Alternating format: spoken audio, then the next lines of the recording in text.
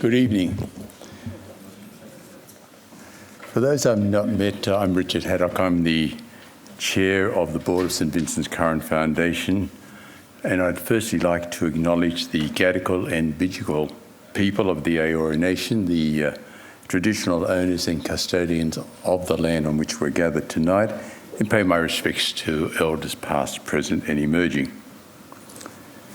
It is my pleasure to extend a very warm welcome to those joining us, both here in the Garvin itself and those online, to tonight's special Inside St Vincent's discussion, which will explore the importance and latest innovations of medical imaging. I'm pleased to say that we're joined tonight by Sister of Charity, Sister Maria Wheeler. Thank you very much, Sister Maria, for being with us, as well as Shantini Naidu, the CEO of the St Vincent's Current Foundation. Normally, Charles Curran would be with us also. He loves these events, but unfortunately he can't be with us, and he asked me to specifically send his apologies. I'd also like to acknowledge with us tonight the Honourable Malcolm Turnbull, AC, and Lucy Turnbull, AO, long-time supporters of the St Vincent's Hospital. I offer a very special thank you to our facilitator tonight, Sophie Scott, OAM, no doubt known to many of you through her reporting on medical issues on the ABC. Sophie also has a blog that she gets out, I don't know what is it, 4 or 5 times a year, maybe more, which I now read, and I feel so young being able to just refer to something like a blog. And of course, I thank tonight's panel of experts for sharing with us their knowledge and insight.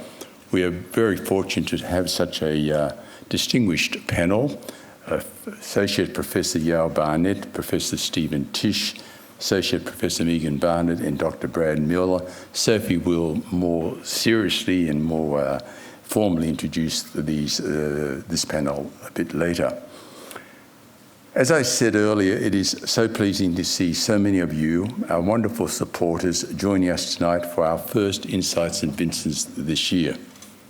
Many of you have been active supporters of the hospital and the foundation over many years, and we are very grateful for that support.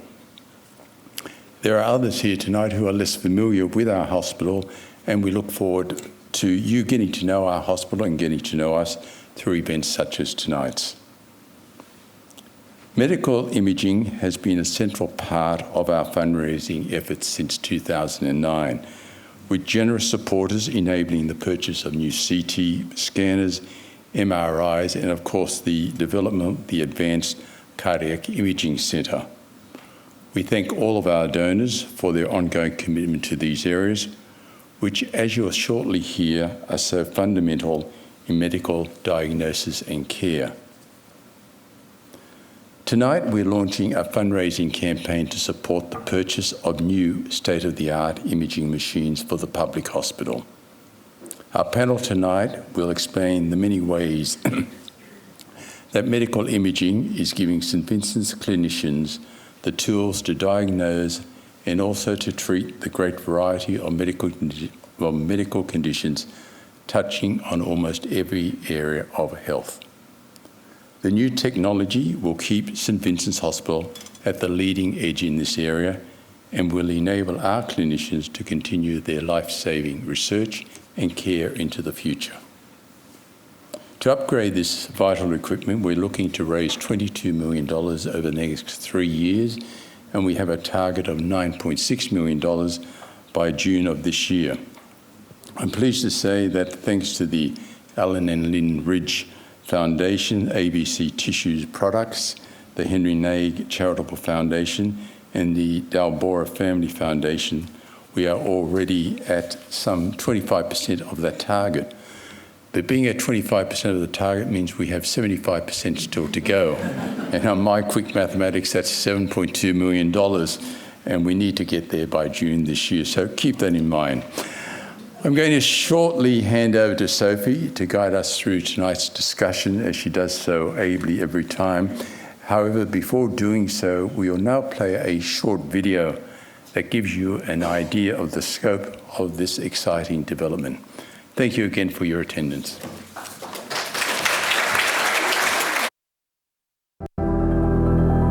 Medical imaging underpins almost every decision in modern medicine. It's how we see the story inside the body, fast enough, early enough, clear enough to change the ending. At St Vincent's, imaging is the engine room of care. It has been for generations. From stroke and trauma to cancer, cardiology, neurology and emergency, it's vital in our times of greatest need. 6 patients have been brought here to St Vincent's. St Vincent's performs more than 110,000 scans every year around the clock.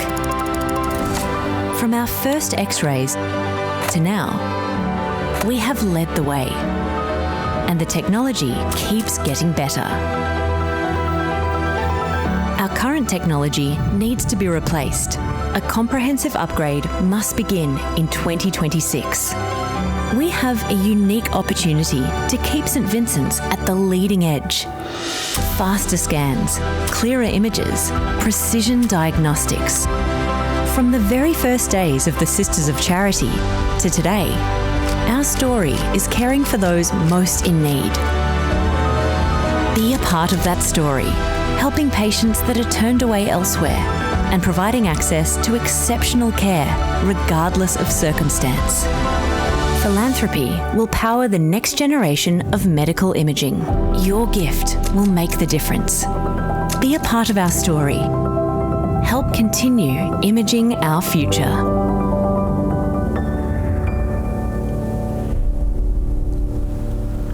Thank you for that lovely introduction video, and welcome everyone to this very special Inside St Vincent's Imaging the Future. And when I first saw the title, I thought it was Imagining the Future, but it actually is both. It's imaging the future, but it's also imagining what the future at St Vincent's could look like with the technology that we have now, but also these amazing technologies that are coming.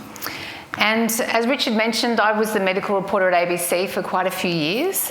And during that time, I got to see up close just the impact that new technology has on patients and their outcomes and the advancements that are really saving lives. And the amount of the different technology that you're going to be seeing tonight, I think you'll be really amazed to see just how much amazing technology we have here at St Vincent's, but also the potential for that technology to diagnose and treat so many different types of conditions. So I'm honoured to be leading this discussion. I love doing these events because I also learn things too, just like you in the audience. So I love being able to sit up here and be with these experts because we'll all leave here knowing more than when we walked in. I'll introduce our very esteemed panel. Associate Professor Yael Barnett, she's the Head of Radiology, Head of MRI and a Staff Specialist Neuroradiologist at St Vincent's Hospital, Sydney. Her expertise is imaging neuroinflammatory disorders, as well as the advanced imaging of brain tumours and movement disorders. She co-established the first MRI-guided focused ultrasound centre for the treatment of neurological conditions. You'll hear more about that tonight. So give her a big warm welcome. We've got Professor Stephen Tisch. He's a consultant neurologist and head of the Department of Neurology here at St Vincent's, Sydney. And his areas of expertise are movement disorders, including Parkinson's, deep brain stimulation and dystonia. And with initial studies in Australia, the US and the UK, Professor Tisch did further studies in Europe on what's called MRI-guided focused ultrasound, and you're going to see a little video explaining that. And he also co-established the first centre for that here at St Vincent's. So give him a warm welcome. We have Associate Professor Megan Barnett. She's a medical oncologist specialising in gastrointestinal cancer and immunology, looking after patients here at St Vincent's.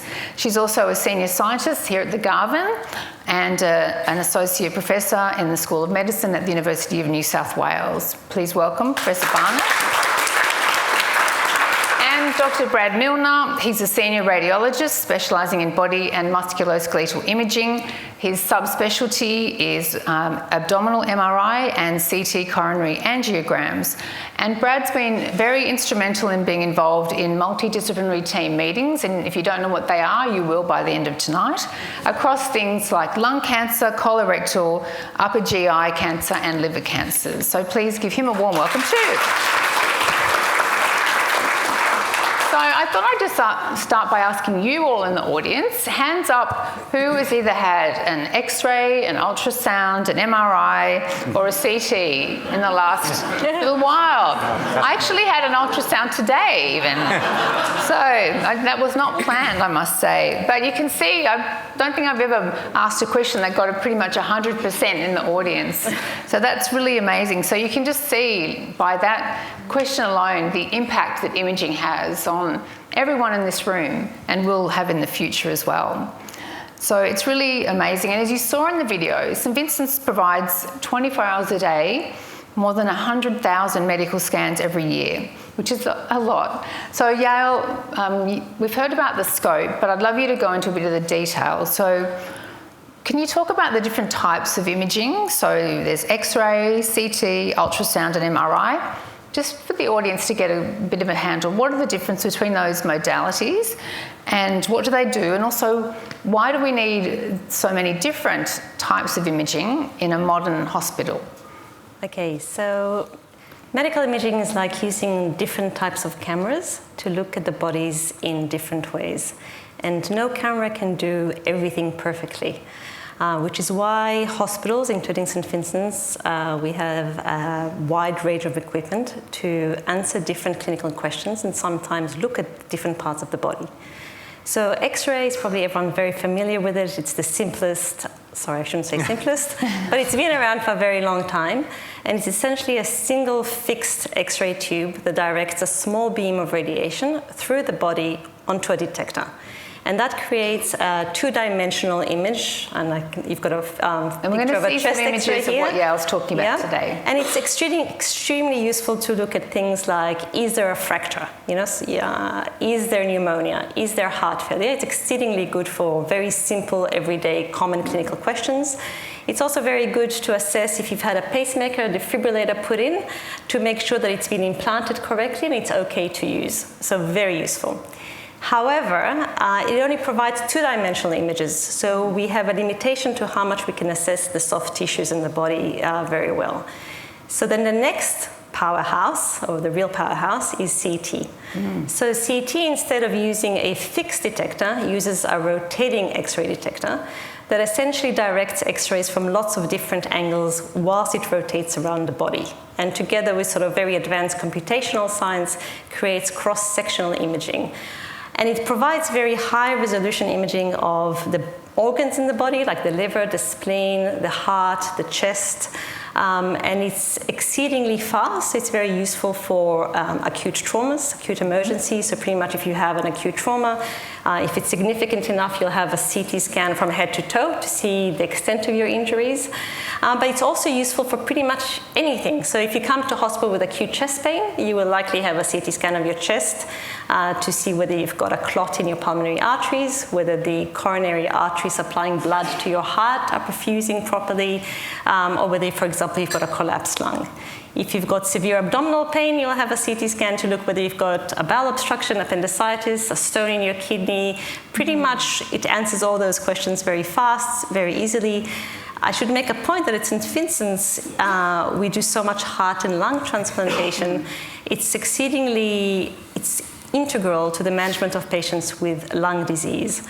And so patients who have severe lung disease, pretty much of any subtype, and might need lung transplantation, CT is used to assess their suitability, their eligibility for a transplant. And post-transplantation period, it helps look for complications such as rejection and infection, because we really want to get on top of that very quickly. So that's, in a nutshell, CT. The next one, I guess, is ultrasound. Ultrasound is like the live camera of the body. So most people are very familiar with ultrasound because we use it to monitor a baby's growth whilst they're inside the tummy.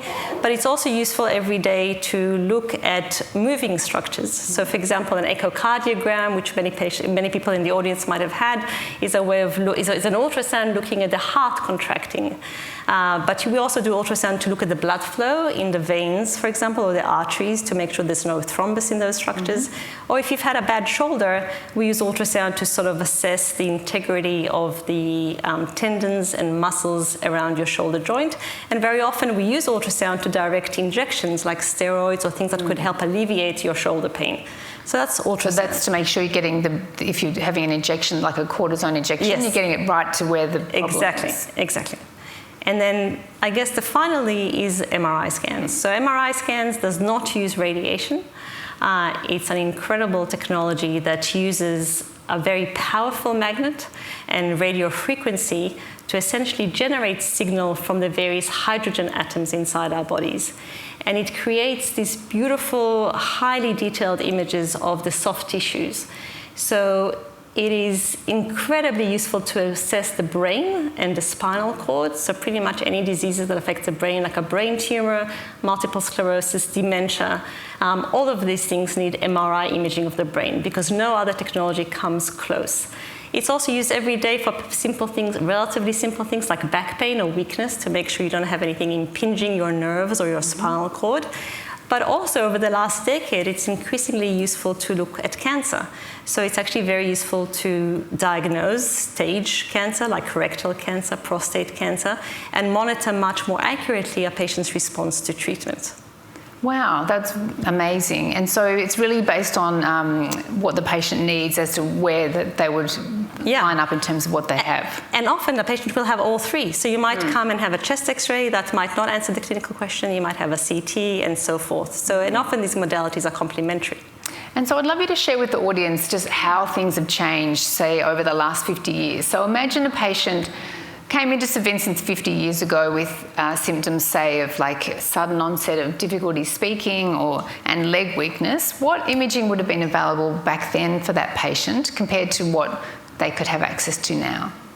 So 50 years ago, 50, I think CT scans were just entering mainstream clinical use.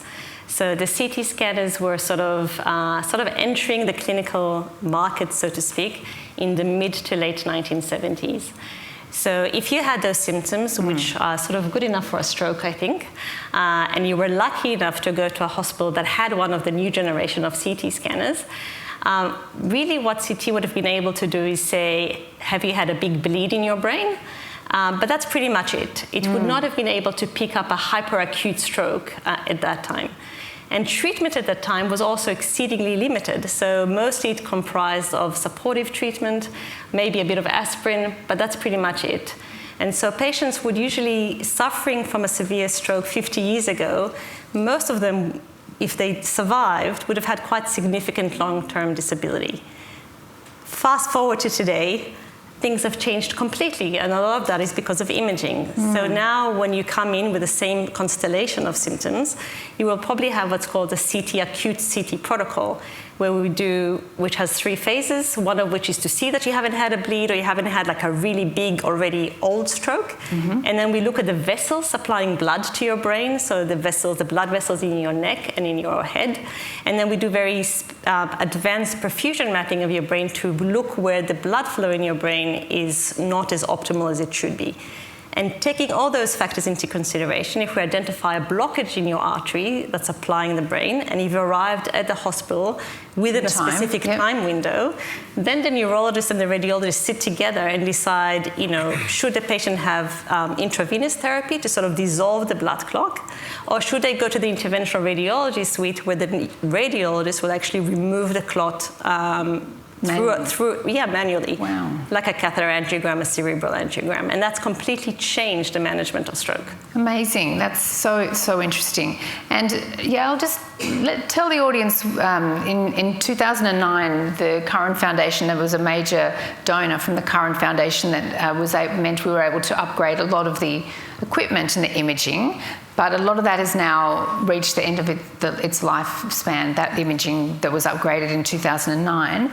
What will the next phase of imaging look like? Like, what are we looking at for the next lot of imaging technology that's coming along? So I think, first of all, I would like to thank everyone who's here that supported the Curran Foundation and supported the purchase of equipment in 2009. because I think it's difficult to overestimate the impact your donations have had. I think medical imaging technology is used exceedingly heavily. So it's used every day. It helps to save lives by making the right diagnosis, by guiding treatment. And I remember the last time we replaced an MRI scanner, actually, and MRI scanners are very heavy pieces of equipment. You know, they weigh like 7 to 8 tons. Wow. And so to replace an MRI scanner, we actually have... It's a major operation. It's a major operation. And it's a very exciting operation, especially if you love MR, but we literally have, as you might have gathered, I do. So you have to create a hole in the wall of the radiology department, and then you have a crane that lifts the scanner, and that takes several hours. But whilst I was watching this happen, and I was watching this beautiful, expensive piece of equipment being lifted, I couldn't help but think of the donors that actually supported it. And I kind of wished that they were standing there on the balcony with me to see this incredibly sophisticated technology, to see what they've given for, because that MRI scanner, you know, has done over 50,000 scans and has, you know, really alleviated a lot of certainty, helped guide treatment, and really saved some patients' lives. So first of all, thank you. With the new imaging technology, well, things have gotten better. You know, it's been a while. So image resolution is much better, so we can see smaller things with much higher detail, which we hope will lead to much earlier diagnosis. Imaging is faster, so scans that by about 40% we can reduce the imaging time, which means that it's more comfortable for the patients, especially when they're unwell and they don't really want to be in the scanner for too long. It's more comfortable, but also we can reduce our waiting time, so we can, you know, scan more patients in a shorter period of time. So that's very useful. But really, there's such advances in imaging technology, especially with the integration of artificial intelligence, that we are really excited at what the future has in store, because what we hope to do is identify abnormalities at a microstructural level.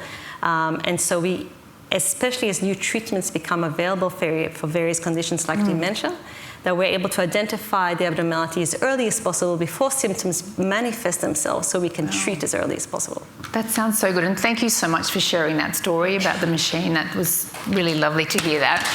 Thank you so much. So, Stephen, I'll just turn to you now. As I mentioned at the beginning, you're a leading expert, one of Australia's world-leading expert in neurological care, particularly for patients with stroke and Parkinson's and movement disorders. Can you tell us about what equipment you use and how imaging helps you to assist so that you can help better diagnose patients and then work out the optimum treatment plan for them? Look, thanks, Sophie. To echo Yale's comments, we're very reliant on CT scanning. Most of our neurology admissions would have one at intake, and extremely reliant on MRI imaging. It's really the gold standard for visualising the brain, as Professor Barnett pointed out, giving unsurpassed resolution of the internal brain structure in both health and disease. So it's incredibly important. So we have a very big reliance on MRI as well. And then there are aspects of CT, such as CT angiography, that are extremely important, MRI angiography. So they're the types of scans that visualise the blood vessel networks, so we can look for vascular malformations or blockages. And then there's perhaps a slightly lesser reliance on ultrasonic assessments, but they also play a role. But those two would be the big ones for neurology. Fantastic. And can you tell us a little bit more about as I mentioned earlier, you're really fundamental for both of you with the MRI-guided ultrasound centre, what that is and what it actually does? So it was a wonderful example of philanthropy again, because we received incredibly generous support from amazing donors, and some of them might be in this room, that sort of provided sufficient funds for us to move forward with our plan to introduce a new technology and a new treatment to Australia, which is basically using ultrasound beams to incisionlessly deliver neurosurgical therapies at depth in the brain, but without the need for a burr hole or a skin incision. So quite incredible. So this. So can you explain how you do it then? Can you explain? So you use ultrasound So the ultrasound beams there's 1,024 of them. This is our patient Carmel, who was the very first patient just being fitted into the equipment. And you can see she's awake, lying in an MRI environment with her head mounted rigidly to the table to avoid movement. And the clever part, the ultrasonic apparatus, is a bit like a helmet. And it has multiple transducers in it that emit high intensity ultrasound. And these beams can pass through the scalp, through the skull, into the brain.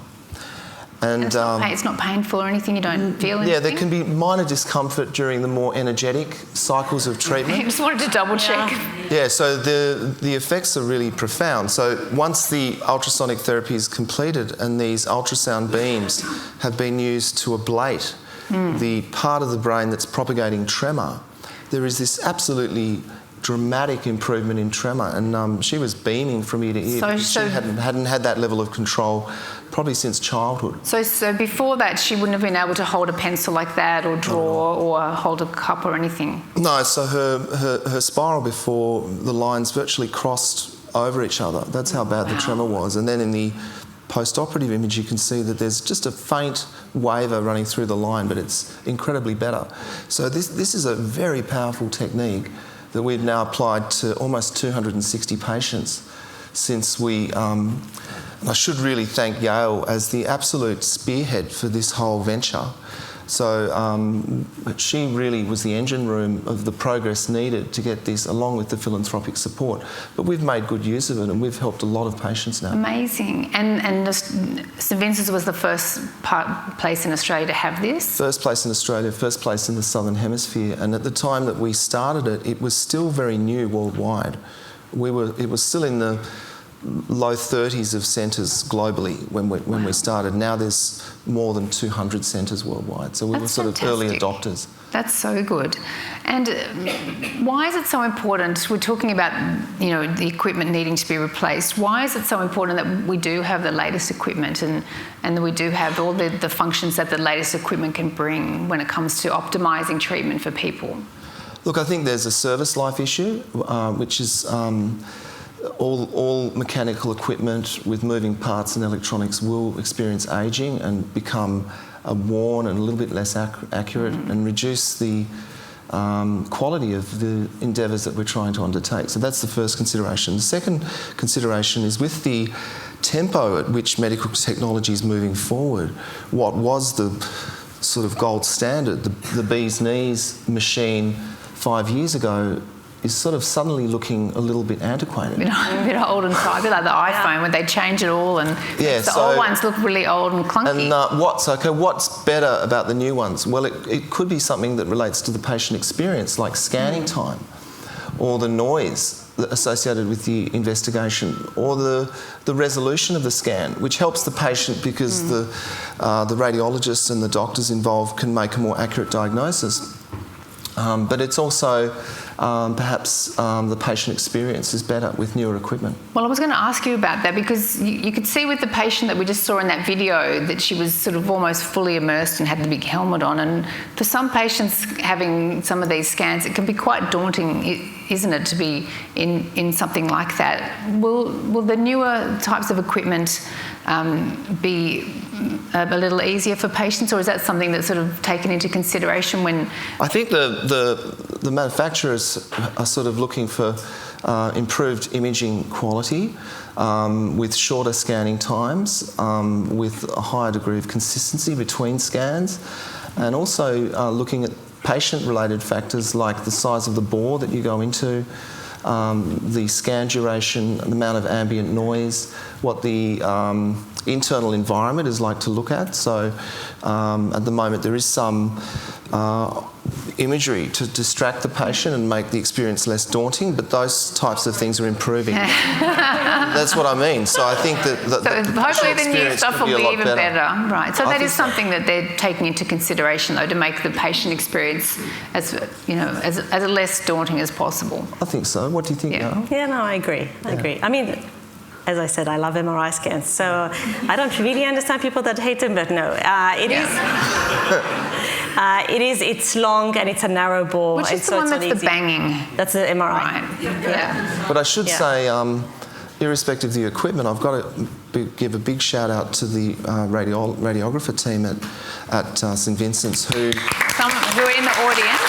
Who I see a lot of through both the clinical diagnostic referrals but also through our sort of second weekly MRI focused ultrasound list, and they can sort of make what would be otherwise an impossibly daunting experience manageable just through the levels of expertise and skill in reassuring the patient, positioning, a whole range of things, talking to the patient during the procedure. I've actually had an MRI in your service, and even though my legs started to tingle, I was rapidly reassured that everything was going to be fine. Oh, that's nice. So, thanks, Stephen. And I'm going to bring in Brad and Megan now to hear from them, because you work closely together with treating patients with complex gastrointestinal, rectal and other cancer issues.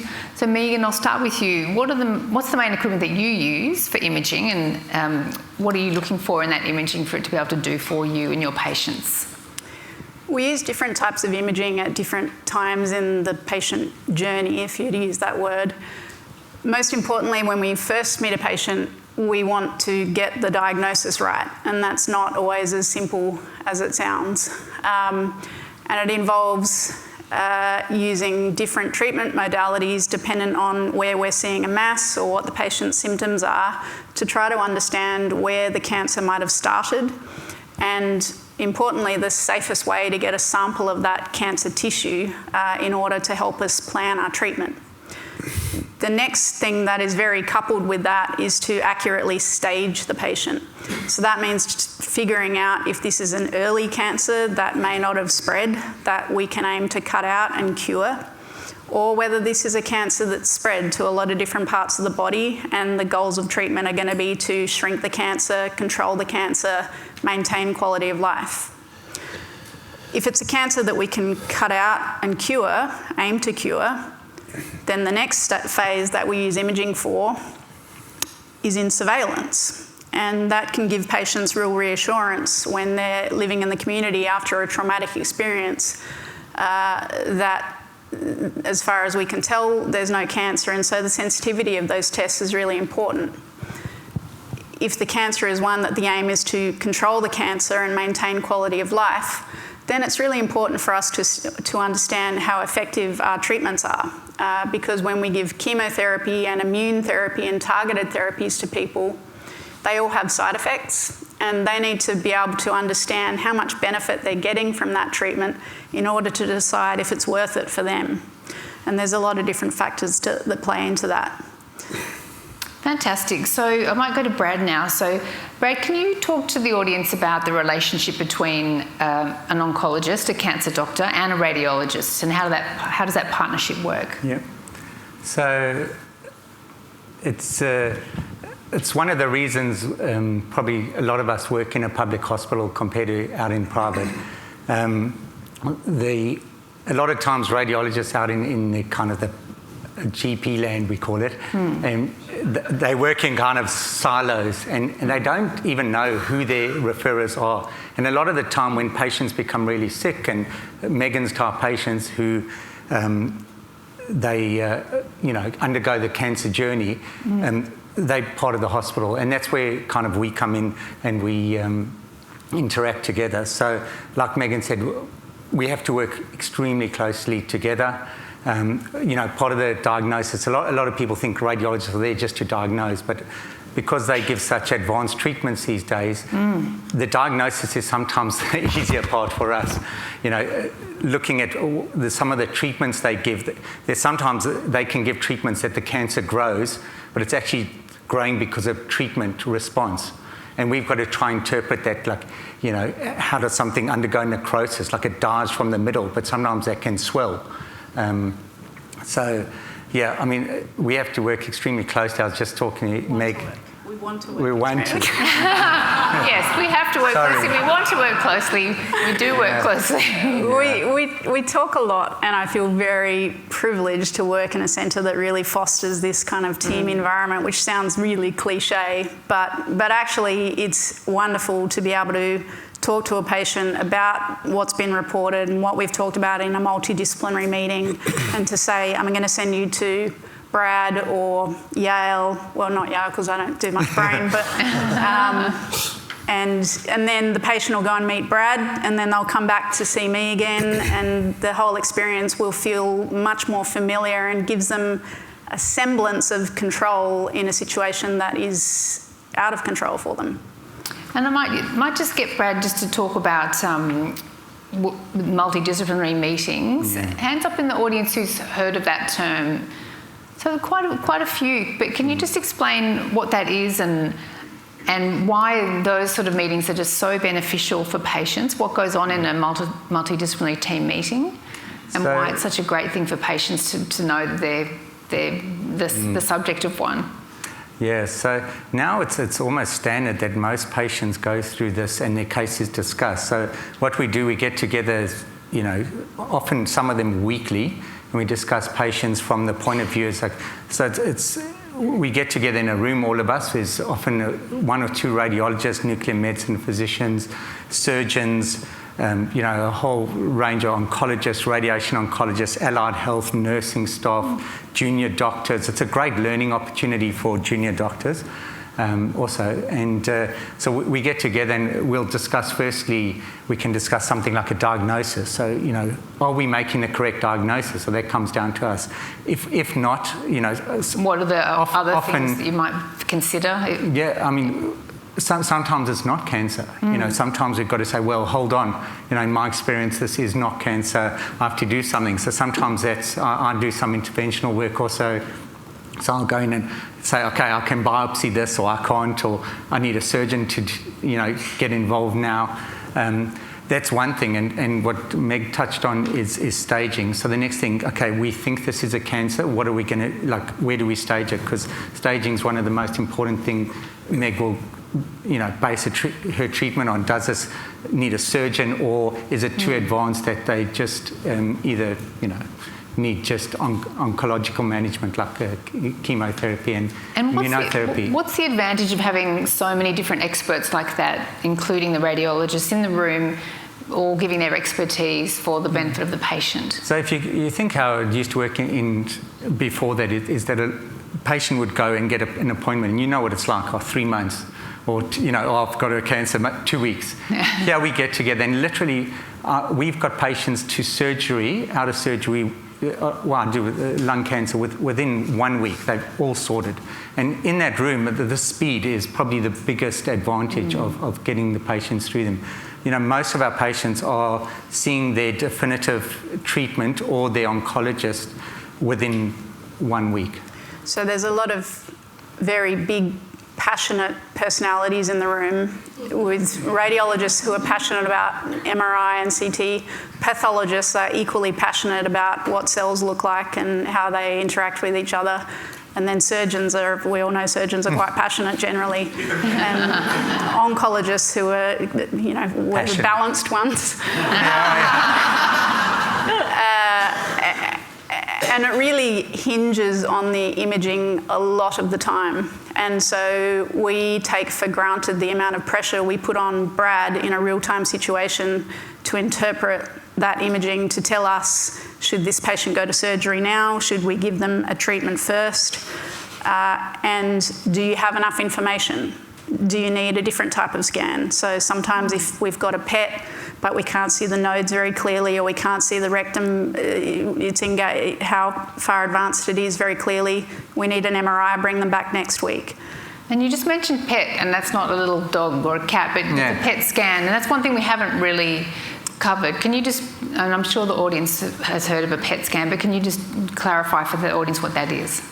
So, do you want to give a proper clarification? Yeah. I actually just came from clinic. The person I saw at the end of the day had 4 different imaging modalities within St Vincent's within a 1 week period, and will be discussed at our meeting Monday morning, 7:30. And the PET scan is what entirely changed her treatment. So a PET scan we often use in cancer to avoid futile surgeries. So we can image a primary mass really well, usually with MRI and sometimes with CT, PET can give really valuable information about the functional part of that. So we can tell the size, so we call that the morphologic information with CT and MRI. We can't tell whether it's full of active cells, which may be cancer, or whether it's just a lymph node with those imaging modalities. So PET, we use different isotopes, so different things within that PET to show us different things. In cancer, a lot of the time, we use something called FDG PET, which is a sugar that emits a bright light on the scan. So the PET scan will show up if there's particularly, so you use them, don't you, to see if there's cancer in other parts of the body as well? Yeah, so this person, we knew she had a mass at the bottom of her biliary tract, which is what drains the liver, and she was planned to get a really major operation that weekend. She had a PET scan done before the procedure that showed that actually she's got lymph nodes that are bright above and below, so all over the body. And that's avoided a really futile operation. So that was really pivotal in her care and allows us to give an effective treatment now that'll help her to live longer and better. Fantastic, thank you for explaining that. And so, Yael, I might just go back to you. We know St Vincent's provides one of the key trauma services in Sydney, and you know, with patients being brought in for assessment, sometimes following a large-scale attack or incident. Can you explain to the audience how critical imaging equipment is when that happens? You know, as St Vincent's being a major trauma centre. Sure. So yes, St Vincent's is one of the major trauma centres in Sydney. It is the trauma centre for the eastern suburbs. And so we get, on a daily basis, we get major traumas, usually from motor vehicle accidents, and the majority of which have CT scans pretty much as soon as they get to the department. More recently, sadly, we've been an integral part of the response to initially, first the Westfield stabbings, and more recently the Bondi massacre.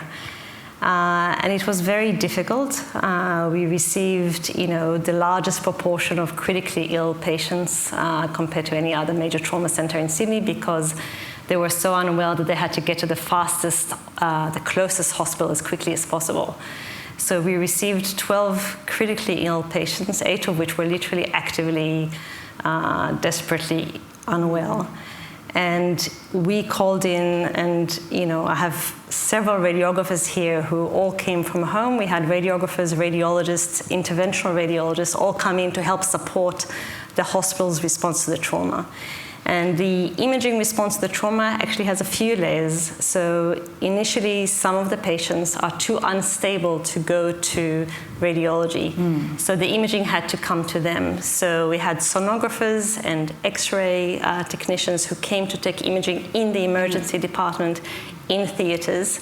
Several of our radiographers went upstairs to theatres and took imaging there, and helped also in the interventional radiology suite, where we try to identify active bleeders and stop the bleeding. Wow. The patients who were stable enough to go to CT went to CT, and some of them went to CT reasonably early, and some went to CT after they came back from surgery, after they were more stable. So the response was really throughout the night, from the very minute we got the code that there was such a major incident until it sort of finished. And I think it's a real testament to my radiographers who are sitting here, to the radiologists, and also to the entire hospital response, because every one of those patients survived. So well done, and well done to the radiologists here. So before we go to, we've got a patient clip to show you, but I just wanted to ask, one of the things we're talking about the future, and the future of imaging, and AI is obviously something that's with us, and it's going to be with us in the future. And imaging is one area where AI is already being used and will probably be used more. Can I just briefly ask the panel to get their thoughts about that, and are you concerned, or how can it help you do your jobs better, and what are your thoughts when it comes to AI? Yeah, it's a question a lot of people ask. Probably not overly worried, because of what's come out already helps us, and it helps us actually get through our work more. So for example, we got some exciting MRIs. Me and Yale went down to Adelaide to look at, and the latest MRIs, which we hope to get from people here, it literally cuts the, because of AI and the image reconstruction, which like they briefly said about CT, and the mathematicians who developed MRI and CT all won Nobel Prizes for. And now they're using that mathematics, the computation of that, and AI to come up with images so much quicker that an MRI of a knee, we saw beautiful images that usually would take over 20 minutes, now down to 6 minutes.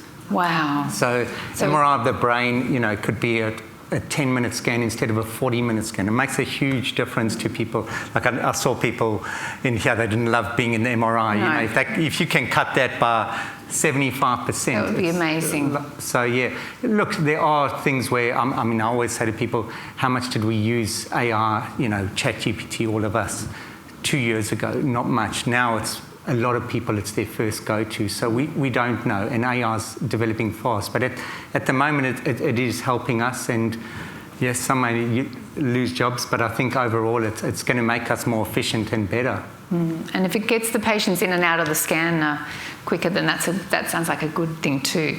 So now we are going to go to the audience for some questions, but before we do that, I wanted to show a quick clip of two of our patients who've agreed to share their story, and they can explain better than I can the impact that imaging has had on their treatment. So let's go to that short video now.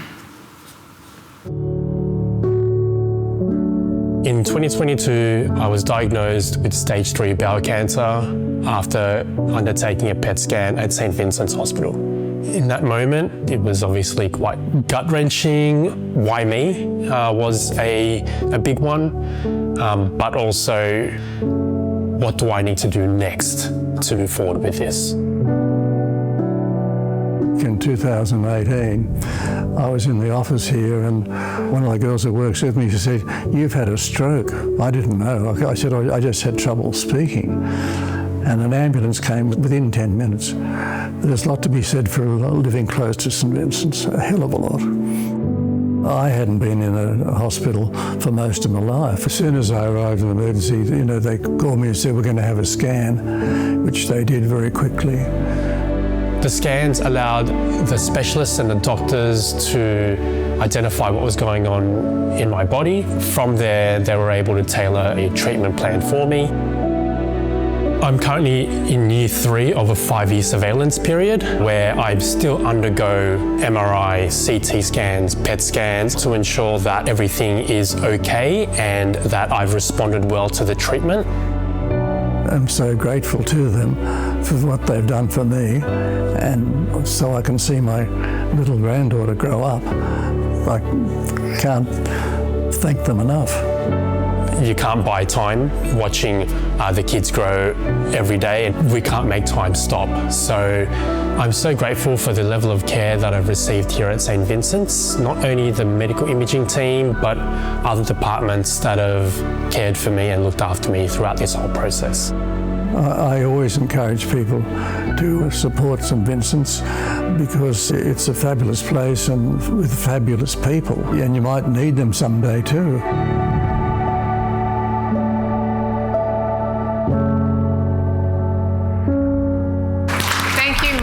For sharing your story, and that was just a beautiful explanation of the great work that they do here at St Vincent's. We'll open the audience to questions now, but we're going to do our first question from a special guest in the audience. I just need to know where she is. Dr. Dewey Jimenez Shahid.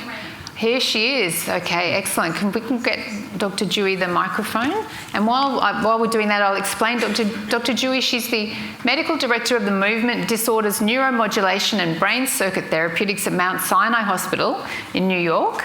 She's visiting St Vincent's on an American-Australian Association St Vincent's Exchange. Give a round of applause. Welcome.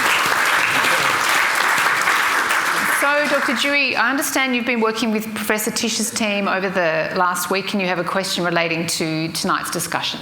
Yeah, no, thank you so much. First of all, just for the opportunity to be here and to hear about all the great work that's being done at St. Vincent, certainly for the opportunity to come and observe firsthand, what's happening. And so Steve knows that I have a very strong interest in other surgical therapies for patients with movement disorders, particularly deep brain stimulation. I think that's one thing you didn't get to talk about today.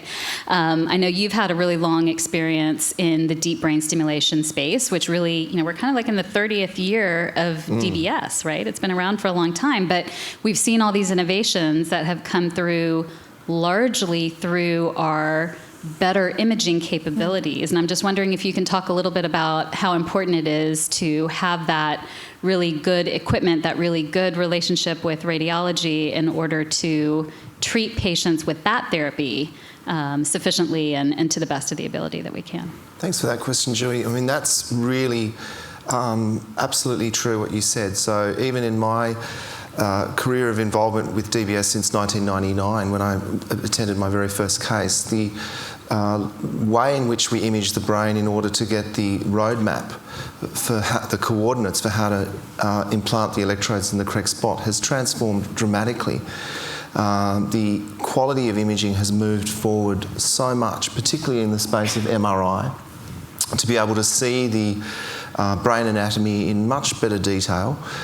Because we're targeting small nuclei within the brain, some of them as small as a coffee bean or smaller, and we have to reach them at depth, and obviously we can't look at what we're doing. We're working through a little hole using a special guidance system, a stereotactic guidance system to deliver those electrodes. So the actual spatial coordinates of where the equipment is set to gives great import on what actually happens in terms of the eventual results of surgery. So I think the improvements in stereotactic MRI for the quality of planning. Explain what stereotactic is. So stereotactic I actually needed to know that earlier in the week, actually, for another thing that I did, and I didn't know it's to do with liver disease too. There's stereotactic. Yeah, so it can be applied to any part of the body, but in terms of the brain, it means basically plotting any point within a three-dimensional space by being able to understand the vector, XYZ vector, of where that spot is in relation to a reference frame, okay? So when we take a patient's MRI, we can fuse it with a CT, and we know exactly where the head is in relation to those images from markers on a frame during the scan. And then that gives us our frame space from which we can then triangulate any point of interest. Amazing. And then once we have those coordinates, then we can use sophisticated geometric engineered equipment to deliver instruments to those exact targets. Amazing. Now, it sounds a bit gruesome, but it's still one of the premier ways of delivering DBS leads into the correct spot, because location is everything for successful DBS. But also the safety aspects, because not only are we trying to reach target, we're trying to avoid blood vessels, we're trying to avoid the ventricle, and the better the imaging, the more effectively we can do that. So I think our complication rates have dropped from my early exposures to DBS dramatically. With the better imaging. With the better imaging, and also the accuracy is much more reliable and better, so we need less DBS energy to get the same clinical response. And it's a real perfect marriage between neurology, neurosurgery and imaging, but it all pivots on the best possible equipment. So I would put a plea out to the previous enormous generosity this hospital has enjoyed, but to any future donors who are willing to support the investment in this new technology. Parkinson's is becoming more common too as a condition, and deep brain stimulation is one of the key ways that some patients can get a lot of relief, can't they, if they're appropriate. I think it's probably after the discovery of levodopa, which was in the 1970s. I think it's the next most important discovery in the management of Parkinson's disease. It's that big, DBS, and it's still very big. Even though it's a mature technology now, 30 years, it's still something we are very reliant on to improve our patients' quality of life. And I think also through imaging, we're just realizing more about these structures. I mean, you mentioned the coffee bean, but even within that coffee bean, there's like little grains of areas that we're trying to really target. And with the new imaging technology that you have available, you're able to see those very precise areas, which makes us much more sort of efficient with our approach to treating patients. Yeah. Thank you. So we've got a few more minutes for audience questions. So we've got a question over here. We'll try to get to as many questions as we can. Okay, so I'm one of those people who gets to thank everybody up there too for saving my life 12 months ago. And the question I want to ask is, the reason I'm alive today is because a radiologist at St. Vincent's could see something that nobody else could see for almost 5 months of CT scans, etc. Now, when you talk about the future, and you talk about artificial intelligence, and I was in IT for 40 years, so I'm highly skeptical when people talk about artificial intelligence. Where is the line? Where is the spectrum between the training the radiologist, who to me is like an image interpreter in the old days of reading photographs from airplanes, actually able to see stuff, because there was one person in the staff who could find it, right? And nobody else had ever found the cancer, I'm alive. What does the future hold for those situations? Is the new machinery and AI going to be able to help the things, or is that highly trained and talented radiologist still a key person? Yeah, Yael, or who would like to take that? I mean, I personally don't think AI is going to replace radiologists, but what I do think is it's going to help the radiologists. So I think radiologists are human beings. On a good day, nobody's interrupting us whilst we're looking at a scan. We're not stressed, we're not thinking about other things. But real life is that there's multiple interruptions on our time while we're looking at scans. We get phone calls, there's patients people are worried about, and that detracts from your attention sometimes, not all the time, but sometimes.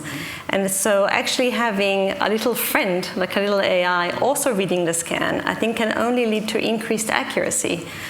Because they might highlight, and we already have integrated a couple of AI paradigms in my department.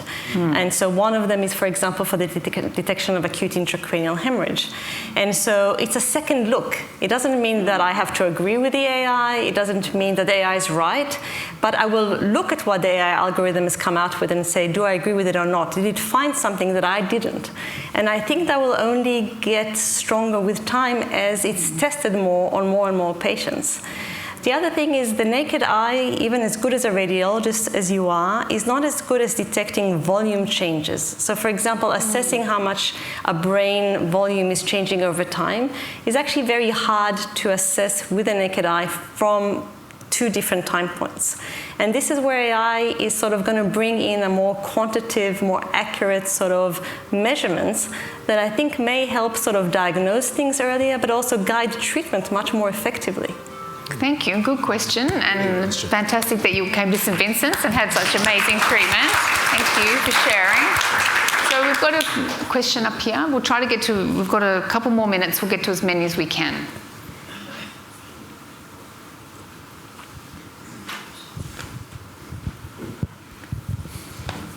My question is to pancreatic cancer. CT has its limits because it's the atom can only be taken so far to make radiology shadows. Pancreatic cancer was very hard to pick up on CT. How is MRI going in GE pancreatic cancer? I have a second question. That is a good question. And did you hear the question? Yeah. I think so. So the question was... You wanted to see how much better MRI is at pancreatic cancer and picking it up. To be honest, pancreatic cancer is difficult. It can be very difficult to pick up initially because of the fact that it can be very small and difficult and hidden in that area. Unfortunately, sometimes patients come with larger tumours. MRI is a lot better at certain things. Like all these things, like Yael touched on, they complement each other, right? So CT is very good at seeing spatial resolution and vessels. So when we see a pancreatic cancer, like we had one not long ago, which one of the gastroenterologists came to me, and we could see that the duct had been just abruptly cut off. And the MRI is exquisite at the duct being cut off. And we said, okay, that must be a cancer there. And then they went in through the mouth, do an endoscopy, biopsy, looked at that closer, diagnosed at early pancreatic cancer, that patients should survive that. Wow. Which is amazing. Which is really good because that often doesn't happen with pancreatic. And then CT with the vessels, so we do it's a great job at seeing vessels. So we've sometimes diagnosed pancreatic cancer that gets confused as pancreatitis, and often when some of the veins get cut off. So, they're both very good. So I was going to say, when Yael answered that question, is people don't realise also MRI is not just one picture. There's often, like with brains and with body imaging, there's 15 different sequences we got now. So people might know about T1 and T2 weighted imaging, like fluid weighted. Now we've got something called diffusion weighted imaging, which we're doing like here with the Garvin's whole body MRI research. So, the faster the scans are, we're actually surveying, and it's becoming a Medicare item number where you can look at the whole body and try to pick up cancers early at those at risk. So, yeah, there are a lot of, things are getting better and better, and especially body imaging with the newer scanners that we're looking at. That's one area is quite exciting, where body imaging is getting a huge boost with these newer technologies. Fantastic. Look, I'm sure we could keep talking about this for a long time, but we need to wrap up. And so can everyone please give our panel a big round of applause, because they were amazing. And also, let's just also thank our radiologists that are in the audience in the front row too. Thank you. And now I'd like to welcome Shanthini Naidu. She's the CEO of the Curran Foundation, who's going to close tonight's proceedings. Welcome, Shanthini. Thank you, Sophie. And thank you, everyone, for being here tonight, and especially to our incredible panel. As you've heard tonight, when we came up with the concept of imaging or imagining your future, it really does resonate, I hope, with what you've heard, because the role of imaging in almost absolutely every aspect of our medical journeys now, and how it supports absolutely every speciality, from cardiothoracic surgery to neurosurgery and neurology, to cancer diagnosis, movement disorders. It's quite extraordinary. And even the endoscopy example that was used by Dr. Milner is relevant to imaging. You also heard the role that the St Vincent's Curran Foundation has played since 2009. That first CT was the very first special project that the Curran Foundation at the time got a group of very special donors together to bring that first CT to St Vincent's. And it was how we learnt to do special project fundraising. Also, the role that the Sirens group, led by Sister Jacinta, played in getting us the MRI guided focus ultrasound, which was 7.2 million at the time. The investment by so many donors and so many organisations to help us progress our technology to this point has been extraordinary, and there are too many people to thank, but we are so grateful. So we've heard lots about all the different types of equipment, ranging from PET scans and nuclear imaging, which is advancing theranostics and the use of PET and nuclear imaging to solve cancer issues, to CT, MRI, X-rays. I feel sorry for X-ray a little bit, because we've also, I think, got such a strong insight into the incredible camaraderie and knowledge sharing that goes on amongst all our St Vincent's teams. And I cannot, Yael, your explanation of the team response to the Bondi massacre was just so moving. Thank you for sharing that for us. I have to say, I find it moving as well, because we got this beautiful note from one of our senior nurses who thanked us because almost every piece of equipment from the Ernst Hein Raptor Trauma Operating Theatre to the Harry Triggerboff Operating Theatre, the imaging that's incorporated in those theatres was absolutely fundamental, as was our medical imaging department, to the response that night. And when you see the impact that comes from the fundraising that we do, it really hits home the contribution that our donors make. As Richard outlined, upgrading our equipment to realising our vision for 22 million over the next 3 years. I thought that was 4, but anyway. And the immediate urgent need to deliver that 9.66 million or another 7.2 by the 30th of June, a promise that we've made to our public hospital, is a challenge, but we hope that we have inspired some of you to think about contributing. You know, at St Vincent's Curran Foundation, we say that everybody matters and every gift counts. And so we really try to live that in encouraging everyone to consider contribution at the level you feel able to support. We would like to express our sincere thanks, or I would as well, to the Alan and Lynn Ridge Foundation, ABC Tissue Products and the Henry Nye Charitable Foundation, as well as the D'Albero Family Foundation, who have already contributed that first 2.5 million towards our target this year. I would also like to thank Dr. Dewey Jimenez Shahed for being here from New York. It's been so lovely to see you here on Australian turf on your American Australian Association exchange.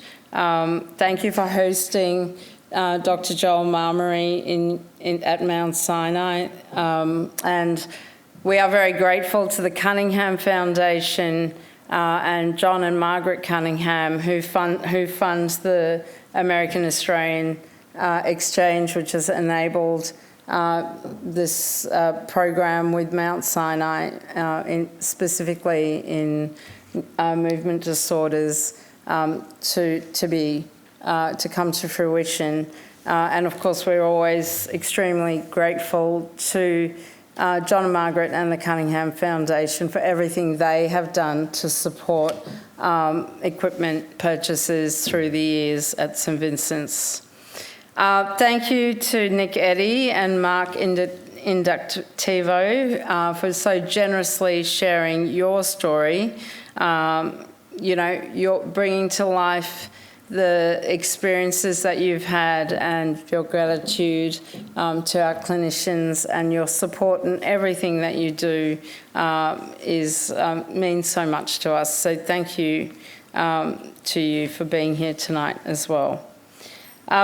Thank you, Sophie Scott, OAM, for so expertly facilitating, I think, hopefully, such a highly technical area, which we've tried to explain, and Sophie is the absolute best at doing that, I think. So we're so grateful.